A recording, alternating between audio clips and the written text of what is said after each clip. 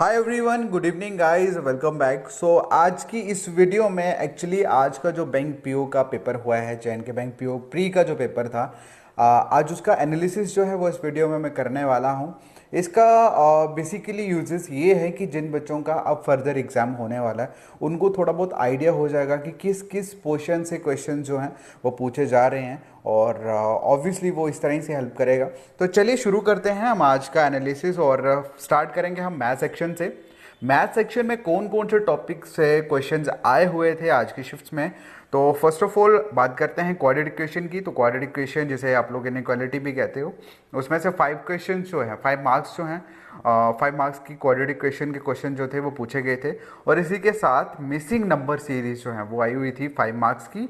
Then उसके बाद DI जो है वो आपको 15 मार्क्स की पूछी गई थी, जिसमें मतलब टोटल 3 डीआई थी, जिसमें से एक डीआई जो थी वो कैसलेट बेस्ड थी, और बाकी रिमेनिंग जो मिसलेनियस जो क्वेश्चंस थे, मतलब वर्ड प्रॉब्लम्स थी, वो टोटल 10 मार्क्स की जो थी वो आई हुई थी।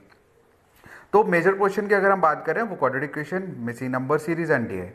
तो डीआई का जो एक मेजर पोर्शन रहा है तीनों शिफ्ट्स में। और नेक्स्ट हम बात करते हैं रीजनिंग सेक्शन की। तो रीजनिंग सेक्शन में जो सबसे मेजर पोर्शन जो आया था, आप सभी को पता और हर बार आता है, वो है पजल्स। पजल्स आपको 20 मार्क्स की जो थी वो पूछी गई थी इसमें, और जिसमें एक जो पजल थी वो वेट के ऊपर बेस्ड थी। दूसरा जो है वो सिटिंग अरेंजमेंट से था, जिसमें से 4 इन एंड 4 आउट की जो मतलब सिटिंग अरेंजमेंट जो वो तैयार करनी थी। देन उसके बाद थर्ड वाली जो थी वो थी मंथ बेस के ऊपर, और फोर्थ वाली जो पजल थी वो फ्लोर बेस्ड थी। मतलब 4 पजल्स टोटल 20 मार्क्स की जो थी वो यहाँ से आए हुए थे। नेक्स्ट जो थे वो सेलॉग इसमें 4 मार्क्स की पूछी गई थी। देन उसके बाद इनइक्वालिटी जो थी वो 5 मार्क्स की पूछी गई थी, और इसी के साथ ब्लड रिलेशन जो है वो भी 5 मार्क्स के पूछे गए थे, और उसके बाद मिसलेनियस जो थे वो 1 ही मार्क्स का था। ओके। तो जैसे मैथ और रीजनिंग, मतलब ऑब्वियसली कोई भी एग्ज़ाम हो उसमें मैथ में रीजनिंग और सॉरी मैथ में डीआई और रीजनिंग में पजल, ये दोनों मतलब मेजर पोर्शन रहते हैं, जो मतलब हाई स्कोरिंग के साथ ये टॉपिक्स होते हैं। वहीं हम इंग्लिश की बात करें तो इंग्लिश में जो एरर्स वाला पोर्शन था वो 5 मार्क्स का था। उसके साथ cloze test 7 marks, comprehension 7 marks, और बाकी जो रिमेनिंग पोर्शन था मिसलेनियस वो आपको 30 मार्क्स का पूछा गया था।